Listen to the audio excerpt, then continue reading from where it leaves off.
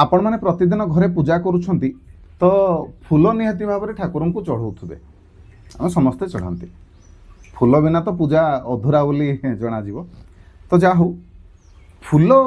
प्रथमे कौटी देवता अर्पण करने कथा फूल केमिति चढ़ेबे तार मध्य किछिटा नियम रही तबे फूल जो चढ़ेबे एटा जानिबा दरकार जे आमे प्रथमे कौटी फूल दबा ठाकुरंकर मुंडरे दबा ना पादरे दबा तबे देखंतु शास्त्र अनुसार आपण फूल प्रथमे देवतांकर पादरे अर्पण करिवे पाद देश रे माने जेते पारिबे एठी फूल आपण माने रखिबे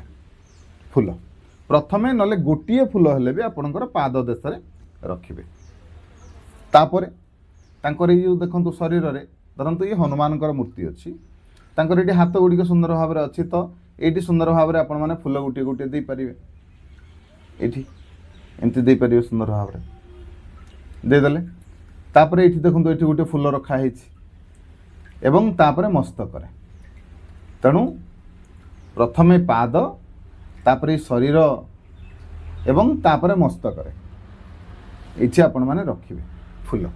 आ फूल को सब बेले चढ़ेला बेले देखंतु फूल केमती एडी केमती रखा हेछि एमती रखा हेछि ना ता माने फूलर ए जो भागटा माने फूलटा जेमती गछरे फुटी थाए ठीक सेमिति भाव रे ही भगवान को अर्पण करा जिवो एमिति फूल जेमती सतरे फुटी भगवान को ऊपर एमती नहीं कि आपण जेमती पारि सेमती पकई देले फूल को चढ़े देले सेमिति नहीं फूल जेमती फुटी थाए जेमती लागिवो ठाकुर को ऊपर जेमती फूल फुटी तो तेणु एमती भाव में आपण मैंने सजेक रखिए आ गोटे कथा भी जानतु आपणकर घर ठाकुर ये तो मंदिर आपणकर घर ठाकुर को आपण मैंने जिते सुंदर भाव में फूल जिते फूल मंडित करके रखिपारे जिते सुंदर भाव में सजेक आपणकर आपण फूल सजेक रखिए आपण सेते भल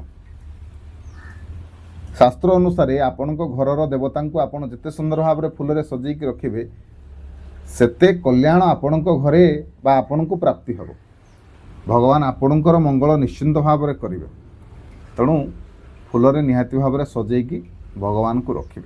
आउ जो चंदन आम लगाते भगवान को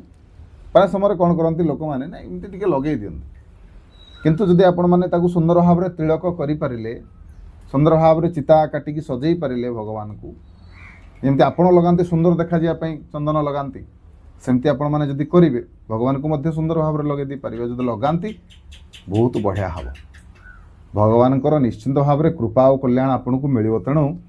पूजा समय जिते आपन पूजा कर सब कथार आपण मैंने पालन निहाती भाव में करेंगे वीडियो भल लगे वीडियो को शेयर करेंगे चैनल को सब्सक्राइब करेंगे रही जय जगन्नाथ जय शिव शंभु।